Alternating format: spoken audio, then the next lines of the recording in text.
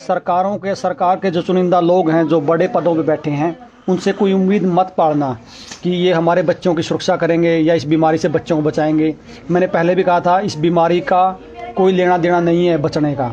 ये षड्यंत्र है, बड़ा षड्यंत्र है। जब तक आप लोगों को नहीं समझोगे, आप कोई अपने भाई को खोएगा, कोई अपने बच्चे को खोएगा। लेकिन दुख इस बात का है कि आज जिसके बच्चे जा रहे हैं उसके साथ कोई खड़ा नहीं है।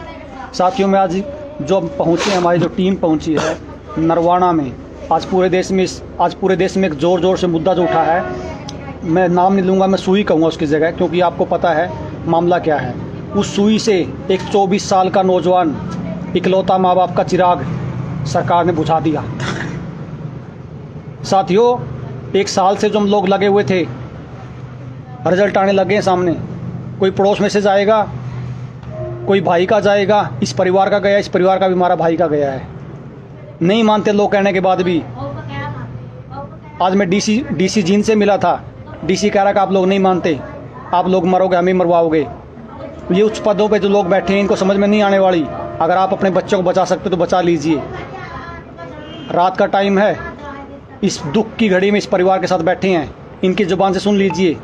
जो लोग आज भी ये मानते हैं कि हम तो अनपढ़ हैं, मूर्ख हैं, हमें पता नहीं है कुछ भी, भले ही किसान है लेकिन आयुर्वेद को पढ़ा है, इतनी समझ है कि सही क्या गलत क्या है, इतना परमात्मा ने सद्बुद्धि दी है।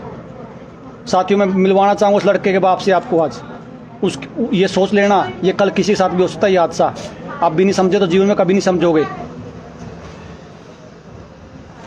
भाई साहब, क्या नाम आपका? अच्छा, नरेश कुमार जी। कितनी उम्र थी बच्चे की? 24 साल। थोड़ा आगे आ जाओगे। कहाँ, नरवाना के रहने वाले हो आप? मेरा गांव पीछे दनौदा है। दनौदा गाँव है। वैसे मैं नरवाना 20-25 साल से रहता हूँ। कोई जो लड़का था, आपको कोई तकलीफ थी उससे पहले, कोई समस्या थी? कोई तकलीफ नहीं थी। लड़के को कल कोरोना का वैक्सीन का टीका लगवाया था इन्होंने। किस टाइम की बात है? ये लगभग 12-1 बजे दिन में। 12-1 बजे की बात है? 12-1 बजे। हाँ। उसके बाद इसको शाम को दिक्कत हो गई। अच्छा। कि मेरे को सांस में दिक्कत है। हाँ। फिर मैं शाम को इसको, रात को लगभग 10-11 बजे के आसपास मैं सरकारी हॉस्पिटल में लेके गया। सरकारी हॉस्पिटल में लेके गया। उन्होंने वहाँ पर एक मैडम मिली, नर्स थे वो, और एक लड़का था जो डीसी रेट पर रखा हुआ था। उनकी दोनों की ड्यूटी थी। मैंने उनको जाकर बताया कि मेरे लड़के को सांस में आने में दिक्कत है। बोले क्या दिक्कत हुई? माँ जी आज दिन में वैक्सीन लगवाई थी, उससे दिक्कत हो गई है। मतलब खाया पिया सब वापसी हो गया, निकल गया सब कुछ इसका, और बच्चा बेचैन है। और वो डॉक्टर साहब बोले, जो लड़का था, आप इसको अंदर ले आइए। मैं लड़के को अंदर लेके गया। वहाँ पर उन्होंने उसका बीपी चेक किया, लेकिन मेरे को ये नहीं बताया कि इसका बीपी कितना है। उसके बाद उन्होंने उसको भांप लगाने की डोज दी। थोड़ी देर 15 मिनट के आसपास उन्होंने उसको भांप लगा रखी थी। बोला इसकी छाती खुल जाएगी, छाती के अंदर बलगम जमी हुई है। तो मैंने बोला कोई बात नहीं। तो लड़का बोले 5-10 पैसे मेरे कुछ आराम हुआ डोज भांप लगने से। उसके बाद डोज लगने के बाद फिर वहाँ उन्होंने मैडम बुलाई। मैडम बोले क्या दिक्कत है? मैंने उसको सारी दिक्कत बताई। उन्होंने एक टीका अंदर से लेके आई। उन्होंने वो टीका उस लड़के के बाहों में, नस में लगा दिया। तो बोले कोई नहीं, आराम मिल जाएगा, कोई दिक्कत वाली बात नहीं है। बाकी आप इसका सही ढंग से कल सुबह आ जाना, इसका सारे टेस्ट करवा के सही ढंग से तरीके से इसका इलाज करवा देंगे। डॉक्टर साहब सुबह आएंगे। मैं बोले मैं डॉक्टर साहब को अभी बुलाऊं? बोले डॉक्टर साहब तो अभी है नहीं। मैं बोले मेरी बात सुनो जी, मेरे लड़के को दिक्कत ज्यादा है, आप इसका इलाज कर दो। तो 1 मिनट। तो उन्होंने क्या किया जी, वो दोबारा अंदर फिर मैंने बुलाए डॉक्टर और वो मैडम दोनों आए। पहले लड़का आया, फिर वो मैडम नर्स आई। तो वहाँ पर आने के बाद वो नर्स बोली आप इसको थोड़ा आराम करने दो, बाकी कोई दिक्कत वाली इसकी बात नहीं है, ठीक हो जाएगा। या आपने अब जाना है तो जा सकते हो, या सुबह जाना है सुबह जा सकते हो, कोई दिक्कत वाली बात नहीं। मैं बोला ठीक है जी, हम लेट जाते हैं, घंटा 1 घंटा आधा घंटा, रात का टाइम है, सुबह चले जाएंगे। ओके ठीक है, कोई बात नहीं, आप मर्जी आपकी। तो उन्होंने क्या किया, हम वहाँ पर दूसरे कमरे में लेट गए। लेटने के बाद उस लड़के के दोबारा तकलीफ शुरू हो गई। तो बोले पापा मेरे को बेचैनी है कि आप मेरे को घर पर ले चलो। मैं बोला बेटा कोई बात नहीं, तो आराम कर ले, आप सुबह अगर चले पाएंगे, आप तो गैरेटरी में लगभग 2-2:30 बजे का टाइम हो चुका था। तो वो 10 मिनट के बाद लेटने के बाद दोबारा फिर बोले पापा आप मेरे को ले चलो, मेरा मन नहीं लग गया। मेरे दिमाग में आया कि लड़के को बेचैनी ज़्यादा है, तो मैंने वहाँ पर दोबारा गया। वहाँ नर्स उसके अंदर रूम के अंदर हीटर लगाई हुई बैठी थी। मैंने कहा मैडम जी लड़के को दिक्कत ज़्यादा है, आप इसका कोई दवाई वगैरह कोई इसका ट्रीटमेंट चालू कर दो। तो उन्होंने बोली दवाई हमारे पास तो कोई उपलब्ध है नहीं हॉस्पिटल में। मैंने मैं अगर आपके पास दवाई उपलब्ध नहीं है, आप कोई पर्ची वैल्यू दवाई लिख दीजिए, मैं रात को किसी की दुकान को ला के दवाई ले आऊँगा। तो उन्होंने बोले हम दवाई लिखते भी नहीं है, आप सुबह आ जाना। मैं बोला मैं इसको लेकर चला जाऊँ, नूला आप लेकर चले जाओ। मैंने वहाँ से बाहर निकला, मैं और इसका लड़के का मामा और मेरा लड़का मोहित कुमार, तीनों थे। मेरे दिमाग में आएगी लड़के को बेचैनी ज़्यादा है, तो कोई ना कोई गाड़ी करके इसको हिसार लेकर जाएंगे। मैंने फ़ोन करके गाड़ी मंगाई। गाड़ी मंगाने के बाद मैंने लड़का बिठाया उसके अंदर। लड़का 3 या 4 बार हिसार टोल टैक्स से पहले बोलिया, और हिसार टोल टैक्स से निकलने के बाद उसने कुछ नहीं बोला। मैंने सोचा कि बच्चे को थोड़ी ही नींद आ गई है। नींद आने से मैं थोड़ा शांत हो गया, मेरा कंधे के लाके सो गया वो। मैंने सोचा मैं ठीक ठाक सो गया, मैं सारी रात का दुखी था, कोई बात नहीं। तो हम वहाँ पर CMC हॉस्पिटल में हिसार पहुँच गए।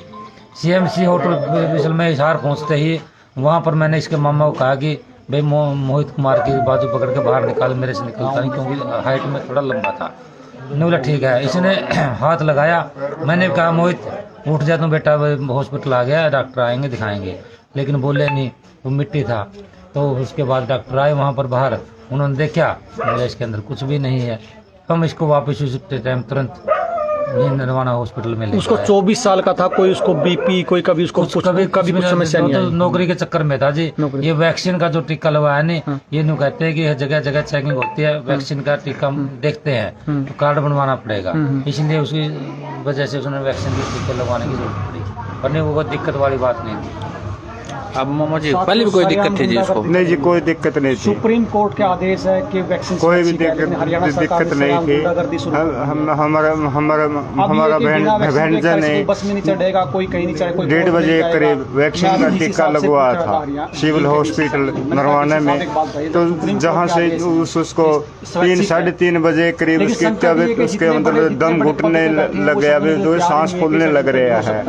तो हमने उसको देखते हुए भी उसकी तबीयत ज़्यादा खराब हो रही है, तो हम सिविल हॉस्पिटल में 1:30 बजे के करीब हम हॉस्पिटल में पहुंच गए। आप कुछ डॉक्टर और भी हैं जो इसका हम पहुंच गए तो वहां जाकर डॉक्टर ने एक कंप्यूटर बैठा था, वहाँ पर लेटा हुआ था कि हमने बोला कि इनके अंदर ले आओ भी, हम इसको ट्रीटमेंट दे देंगे। क्या लगता है आपको?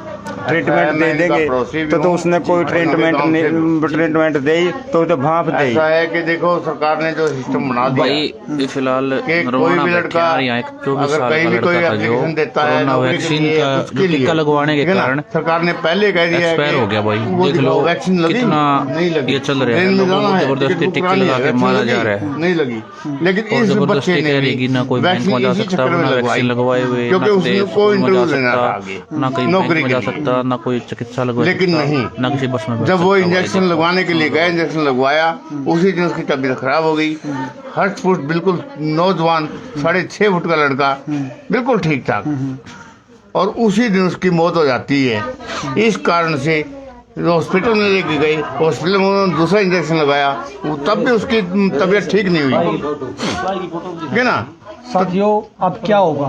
कुछ नहीं होना है। ये मौत जो है भाई हार्ट अटैक में। इस वीडियो को शेयर करें और ताकि जो साथी हैं लगातार वैक्सीन के कारण मरने लग रहे हैं। एक मिनट फोटो दिखाओ। लोग इस मौत की जिम्मेवारी आप इनका बच्चा दे सकते हो वापिस?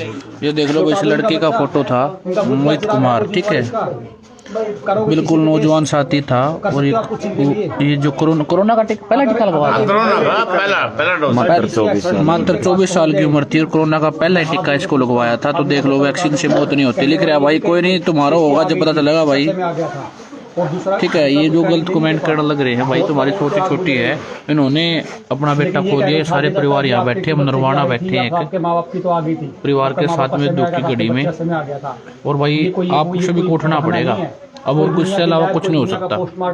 नहीं तो अपनी एक है गुलामी स्वीकार आप लोगों को करनी पड़ेगी। अगर भी नहीं उठे तो भाई बात अपने दिमाग में डाल लेना। सत्य कोई नहीं दिखाया, किसी ताकत नहीं सत्य दिखाने की, ना मीडिया में ताकत है, ना किसी सरकार के अधिकारी में ताकत है।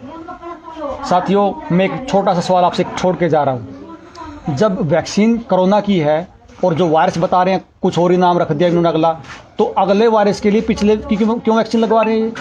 ये जो वैक्सीन आई थी तो कोरोना की आई थी, लेकिन अब तो क्या नाम बता रहे हो? ओमिक्रॉन। अब तो कुछ और ही समस्या आ गई, ओमिक्रॉन। तो जब वायरस अगर नया आ गया इनके हिसाब से, तो जो आप इंजेक्शन दे रहे हो पिछले क्यों दे रहे हो? कोई जिम्मेवारी तो ले इसकी वैक्सीन की। कौन जिम्मेवार होगा इनके लिए? मैं इनकी माता से बात करता हूँ। वो मम्मी को तबीयत डाउन है। खट्टर सरकार ये कहती है कि हम नौजवानों को रोजगार देंगे। नौजवानों का रोजगार यही है कि इनको खत्म करना है। ये नौजवानों को खत्म ये कर बात रहे समझ हैं। में आ गई। ये बात आज हर आदमी को समझ में आ चुकी है। भाई हर व्यक्ति समझ चुका है, कोई वैक्सीन नहीं लगवाना चाहता। नरवाना नागरिक भाई सामान्य सारे अस्पताल भाई में एक बार इसको मैंने जोर SMO लगा के से पूरे बात देश की। में पहुंचाने का मैंने काम उस करें। SMO ठीक है, डॉक्टर से कोई ये पूछा नहीं है कि कि कोई उसको इतना वैक्सीन गंभीर लड़के मुद्दा है के कि उसके 24 अंदर साल के कितने भाई साल की थे? मृत्यु होगी मेरे को ये कोरोना बता का दीजिए। पहला टीका तो ये लगाने के सरकार ने कारण। बनाए तो हैं। आप सबकी आपने जिम्मेदारी है सरकार मेरे ने भाई अपनी सभी को हो। जागरूक करने के लिए कम से कम इसको ज्यादा से ज्यादा एक बार शेयर टू ग्रुप करके सारे तक पहुंचाने का काम करे भाई। कब तक भाई लड़ना पड़ेगा? लड़ने के बिना कोई समाधान नहीं साथ में है। जुड़े हो भाई 119 आदमी, कम से कम आप इसको इतना शेयर कर दीजिए, किसी जिले के DCSP तक पहुंच जाए ये कहानी। किसी के लाल बच जाएं तो बचने मुश्किल है, लेकिन किसी तरह बच जाएं तो बहुत बड़ी बात होगी। उसकी माँ से बात नहीं कर सकता, मैं करवा नहीं सकता आपकी। अगर उसकी माँ से बात होगी तो सहन नहीं कर पाओगे। उसकी माँ की हालत इतनी खराब है कि बेहोश पड़ी है ये। बेहोश पड़ी है सुबह से। कम से कम 119 आदमी अगर आप लोग भी ढंग से इसको कहीं पहुंचाओगे तो हो सकता है आगे किसी का लाल बच जाए। आगे तैयार आपके बच्चों के लिए। शादीशुदा था? हाँ, शादी हो रही थी। आगे कोई बच्चा नहीं है। एक बच्चा हुआ था, वो एक्सपायर हो गया। आगे कोई बच्चा नहीं है। और इनका भी एक ही लड़का था, ठीक है ना? यही 7 में से एक लड़का था, एक लड़की है, लड़के मंदबुद्धि एक लड़की मंदबुद्धि है बचपन से। वो अभी तक 21 साल की हो चुकी है, लेकिन अभी तक उसको कुछ नहीं पता क्या है क्या नहीं है। बहन का भाई, माँ बाप का इकलौता चिराग। आगे उसको कोई आस नहीं है, आगे भी कोई संतान नहीं है और कुछ नहीं बिगाड़ पा रहे लोग। देख रहे हैं गुलामी आ रही है, सारे हम गुलामी आ रही है, लेकिन हम किसी को समझाने जाते तो लगता है बेवकूफ़ है, ये पागल है, ये किसान को कुछ नहीं पता, ये नाड़ी है, ये मतलब ये समाज के हमें समाज का दुश्मन बताया। लेकिन ऐसी मौतों का जिम्मेवार कोई जिम्मेवारी लेने के लिए तैयार नहीं है। साथियों, जो भी व्यक्ति इस वीडियो को देखे कम से कम शेयर करे, ताकि किसी ये जो आने वाले स्कूलों में जो बच्चों को वैक्सीन लगाने के लिए। और मैं दूसरी बात एक और कह रहा हूँ, हरियाणा में खासकर ये जितने क्रांतिकारी जो कहते हैं अपने आप को क्रांतिकारी हैं, भाई कहाँ गया आपका क्रांतिकारी पना? कहाँ गया आपका क्रांतिकारी पना? हमारे भाई मारे जा रहे हैं, आगे पीढ़ी बर्बाद की जा रही है। कहाँ सोए हो? क्या चाहते हो? कोई और बाहर का आएगा? आवाज सुन रहे हो?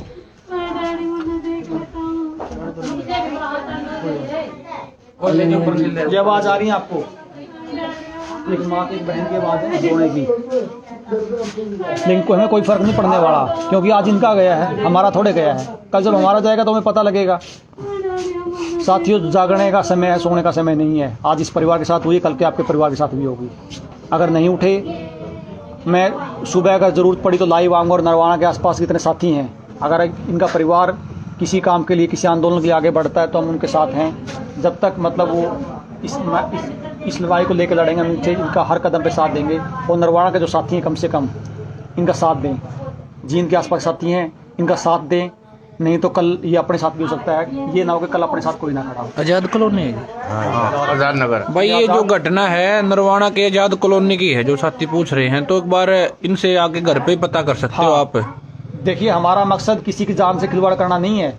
हम सरकार से पहले दिन से एक बात पूछ रहे हैं कि ये बता दीजिए इस वैक्सीन में क्या है।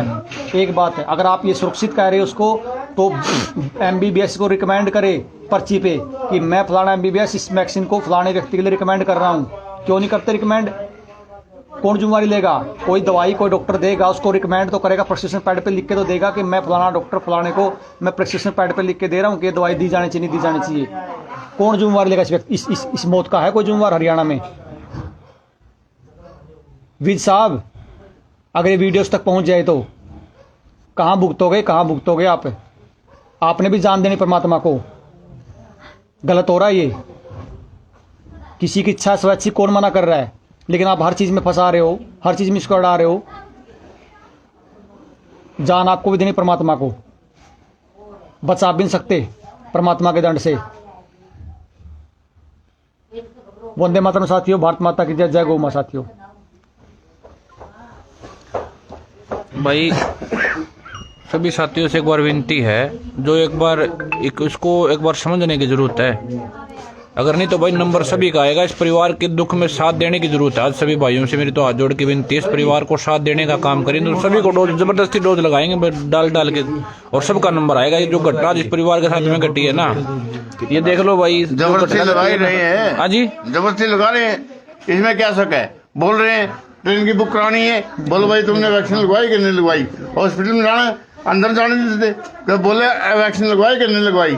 अरे कमाल होगी, जिंदगी हमारी, मरेंगे हम, जिएंगे हम। अरे ये जबरदस्ती किस बात की।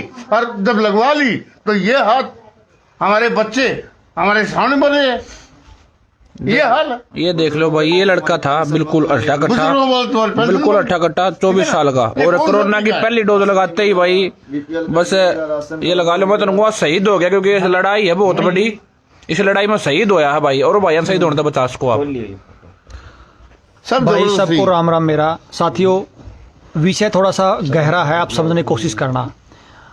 आयुर्वेद में आप कोई भी व्यक्ति आयुर्वेद को पढ़ सकता है। आयुर्वेद हिंदी में ग्रंथ है, चरक संहिता, आप कोई भी ले आना बाजार से, चरक संहिता, पेज नंबर जो है 337 नंबर पेज पे बुखारों का जिक्र किया गया है। उसमें 250 तरह के महर्षि चरक ने बुखार बताए हैं।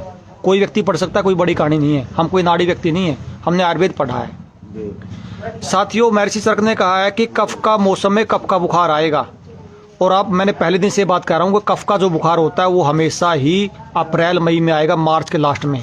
ये जब पहली बार कोरोना लेके आए तब भी मार्च अप्रैल में आया, दूसरी बार लेके आए तब भी उसी टाइम में आया, और आप भी बता रहा हूँ इस जो नया वायरस का जो ढोंग कर रहे हैं ये भी उसी समय जाके आएगा। क्योंकि उस समय कफ का बुखार आता है, और कफ का बुखार महर्षि चरक ने 33 लक्षण बताए हैं कि 33 लक्षण कफ के बुखार के हैं। वो वही लक्षण है जो ये इस बीमारी से जोड़ रहे हैं। साथियों, ये बड़ा षड्यंत्र है जो सामान्य व्यक्ति के समझ में शायद ही आ पाए। अब ये पोस्टमार्टम सच्चाई का कुछ नहीं है। ये व्यक्ति लिख रहा है कि ये तो जांच का विषय है, पोस्टमार्टम। तेरे आपको कौन पता पोस्टमार्टम करने वाले लोग कौन है? पोस्टमार्टम में ये आएगा क्या कि एक उससे इससे वैक्सीन से मरा है? कौन आने देगा इस बात को? पोस्टमार्टम में यही लिखेंगे इसकी हार्ट अटैक से मृत्यु हुई है, और आप लोगों को कोई फर्क नहीं पड़ता। पोस्टमार्टम में कौन लिख देगा वैक्सीन के लिए? पोस्टमार्टम इनकी करने वाले भी ये लोग, उन्हीं को करना पोस्टमार्टम। कल को आप मरोगे तो आपका भी पोस्टमार्टम यही आएगा। साथियों, समझने की जरूरत है। ये कफ का बुखार आएगा, और ये आज बता रहा हूँ, आज लिख लेना। ये जो अभी जो ये नाटक जो रोज का चल रहा है, ये लास्ट में जाके अप्रैल मई में इसमें मौत का तांडव होगा, आप देखना। क्योंकि कफ के बुखार में जो लोग अपने आप को अछाना समझते हैं सब हॉस्पिटल में जाएंगे, और वहाँ ग्लूकोज लगेंगी और एसी में एडमिट होंगे। और जो कफ का बुखार है वो जाके टाइफाइड में, निमोनिया में चेंज होगा, और सारे के सारे निपटेंगे। ये आज बता रहा हूँ आपको मैं। जो व्यक्ति आज भी डॉक्टरों के भरोसे बैठा, सरकारों के भरोसे बैठे, सबके नंबर आने हैं, लेट सवेर आएंगे सबके। जो व्यक्ति आयुर्वेद को नहीं समझता, आयुर्वेद को नहीं जानता, उनमें सबके नंबर आएंगे। क्योंकि इन्होंने इस थ्योरी को पकड़ लिया है कि इस मौसम में ये बुखार आएगा, उसके ये लक्षण होंगे, और ये जानबूझ के उसको इस तरह से घुमाएंगे कि मतलब वो कोई बड़ा वायरस आ गया। आज से पहले भी बुखार होते थे, आज से आगे बुखार होंगे, लेकिन हमें सिर्फ मूर्ख और मूर्ख बनाने का काम किया जाएगा। साथियों, बड़ा विषय, बहुत गंभीर विषय है, एक दिन में समझ में आने का नहीं है। पढ़ोगे तो समझ में आएगा, सुनने समझ में नहीं आएगा। चरक संहिता महर्षि वाग्भट का पेज नंबर 337 पे सारे बुखार लिखे हैं। अगर कोई व्यक्ति पढ़ेगा तो समझेगा, नहीं पढ़ेगा तो नहीं समझ में आ जाएगा। आप इनके षड्यंत्रों के शिकार हमेशा रहोगे, पीछे भी रहे, आगे भी रहोगे।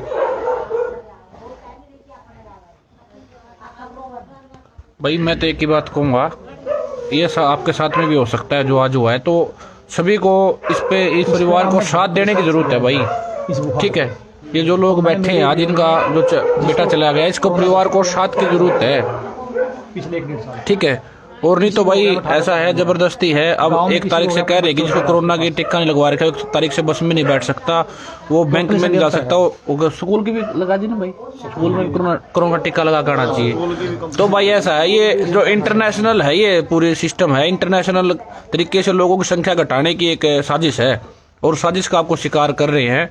आपको मैं कह रहा हूँ कहीं ना कहीं लोगों को मारने की तैयारी है, ठीक है, पॉपुलेशन का प्लान है, और पॉपुलेशन घटाने का प्लान है, ठीक है। इसको ध्यान में रखो। आपके साथ में कल हो सकता है, इस परिवार का साथ दो भाई। जो ये परिवार कहेगा, जिसके साथ में पता चला था, दिन में एक वीडियो देखी थी भाई, जाम लगा रहे थे, ऐसे ऐसे घटना घट गई। और जो परिवार के बीच में बैठे हम नरवाना के वो क्या है, आजाद कॉलोनी के अंदर बैठे हैं परिवार के साथ में, आजाद नगर में बैठे हैं। जो परिवार का होगा भाई, परिवार का साथ में, और आप सब ने भी इस परिवार का साथ देना चाहिए। मैं एक बात कहूँगा भाई, ये देख सच्चाई की बात है, इस वीडियो का जब भी देखो ना, देखते ही शेयर करने का काम करें, शेयर टू ग्रुप करके सारे पहुंचाने का काम करें, ताकि इसको देख के कोई भाई जागरूक हो जाए, किसी भाई की जिंदगी बच जाए। शायद ये तो भाई चलो शहीद हो गया, भगवान के पास चला गया, लेकिन इस वीडियो को देख के, इस परिवार का हाल देख कर इन्होंने अपना बेटा खो दिया। ये देख के कोई ना कोई इससे बचने का काम करे। शायद इसका विरोध भाई एक जरूरत है लोगों को खड़े होने की। बस सबने बात सुनी और इसको पहुंचाने का काम करे आगे। आपका धन्यवाद होगा भाई। ये तो पूरा षड्यंत्र है, पूरा